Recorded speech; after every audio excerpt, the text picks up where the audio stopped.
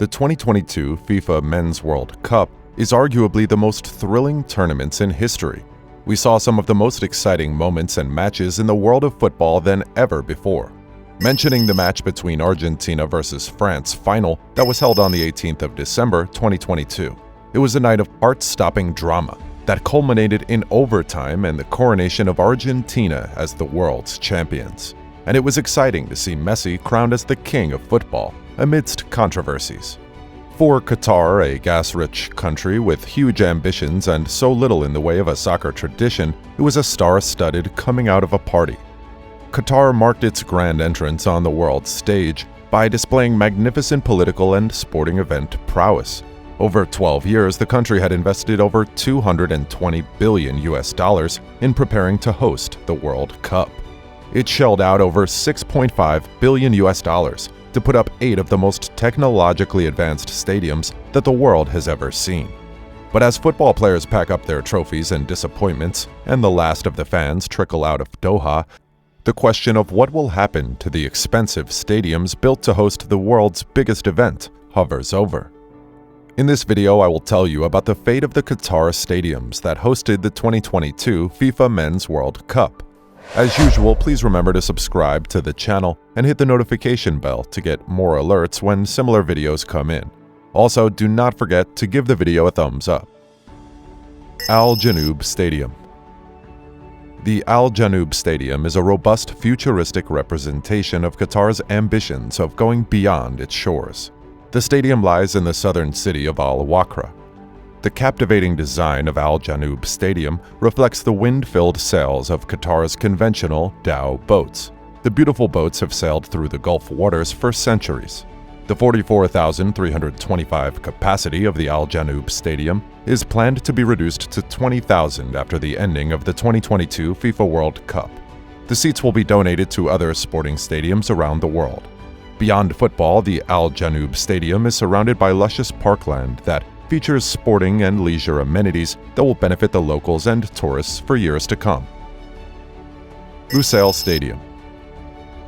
The Lusail Stadium is so iconic in the 2022 FIFA World Cup for hosting Argentina versus France World Cup. The event secured its place in the hearts of football lovers and architectural history. The Lusail Stadium is an immense yet exquisite sporting arena. Its scale and splendor are a wonder to behold. The stadium has been constructed to lie in harmony with the surrounding, and now that the World Cup is over, the 80,000-capacity stadium will be converted into a unique community hub of schools, housing, cafes, shops, and health centers. This is part of Qatar's commitment to a sustainable environment. Stadium 974. Even before hosting its first match, Stadium 974 was already making history. The stadium is constructed entirely from shipping containers and modular steel. It is the first ever demountable covered football stadium. It perfectly displays Qatar's commitment to cost-effective environmental sustainability and a daring design. One would probably wonder why it is named Stadium 974. Well, not only is 974 Qatar's international dialing code, it is also the exact number of shipping containers used to construct the stadium. Stadium 974 is set to be completely dismantled after the World Cup. The materials used to construct the stadium will be repurposed. A waterfront development with facilities for the local community will sprout to life in its place. Education City Stadium. The Education City Stadium is an exceptional football venue. The stadium shines a brilliant light on the fact that Qatar is a dynamic learning hub for students and academics in the Arabian sphere and global realms. The stadium is empowered by neighboring learning institutions whose corridors buzz with amazing ideas and cutting-edge research. The stadium's cutting-edge design blends perfectly with conventional Islamic architecture. On its exterior are triangles that create complex, diamond-like geometrical patterns that sparkle with the sun's movement across the sky. It also features a digital light show, illuminating the facade during the night and giving fans a remarkable surprise performance. After the World Cup, the 44,667 capacity stadium will be reduced to 20,000 and converted to host facilities that the Qatar Foundation community and the general public would utilize. Al Bayt Stadium. The Al Bayt Stadium's role in hosting the first match of the 2022 FIFA World Cup between Ecuador and Qatar was assured from its first designed sketch. Qatar relied on the fine fabric of its culture to welcome football fans to enjoy the conventional comfort of Qatar. The stadium has a magnificent tent-like structure enveloping an ultra-modern football stadium. After the World Cup, the 68,895 capacity stadium is planned to be downsized to 32,000 seats and become the home ground for Al Khor Sports Club. KHALIFA International Arena. Since its inauguration in 1976, the KHALIFA International Arena has been a host to iconic sporting events. In fact, it is rare to refer to football or sporting events without referring to the KHALIFA International Arena. The stadium received a total refit for the 2022 FIFA World Cup as a reward for its long-lasting service. The most recognizable features of the stadium are its magnificent dual arches. The arches have remained intact, but now feature a wide canopy stretching below them.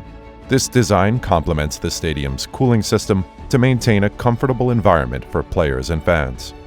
After the World Cup, the KHALIFA International Stadium will be the home stadium of Qatar's national team. The 45,857 capacity will remain the same. Ahmad bin Ali Stadium. The Ahmad bin Ali Stadium stands conspicuously and proudly in Al-Afai. Al-Afai is one of the most iconic cities with a rich history and is home to the famous Al Rayyan SC. The Ahmad bin Ali Stadium is a gateway to the desert with an exceptional exterior that tells the story of Qatar. It is a welcoming tale to people who love the beautiful game of football, as well as their history. The design of the stadium, as well as that of the surrounding buildings, mirrors aspects of Qatar's culture and traditions. These intricate facades are a perfect reflection of the undulations of sand dunes.